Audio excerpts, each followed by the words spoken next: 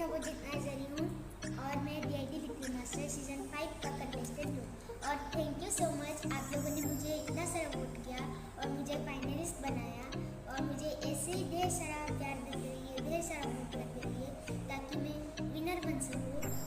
और मुझे वोट करने के लिए 9152915246 इस नंबर पे आप लोग मुझे मिस कॉल कर सकते हैं या फिर आप लोग मुझे Z5 ऐप पर वोट कर सकते हैं। प्लीज़ प्लीज़ प्लीज़ मुझे ढेर सारा वोट कीजिएगा ताकि मैं आप लोग का दिल जीत सकूँ। Thank you. लोगोफोर थांनाय सप्ताफोरनि भटिंआवबो बिथाङानो बयनिख्रुइ बांसिन हाइस्ट भट मोननानै देरहाबोबाय थादोंमोन।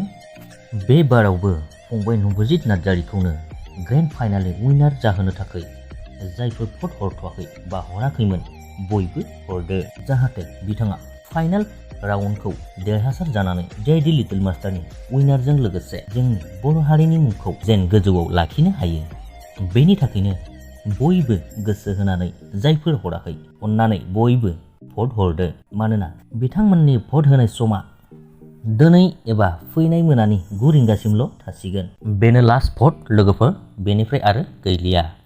बिथांमोननि रिजाल्टखौ जों फैगौ रबिबारनि गेजेराव मोननो हागोन। बिनिखायनो भट होनायजों लोगोसे नोंथांमोना नेनानै थाथ'दो। गोजोन्थों।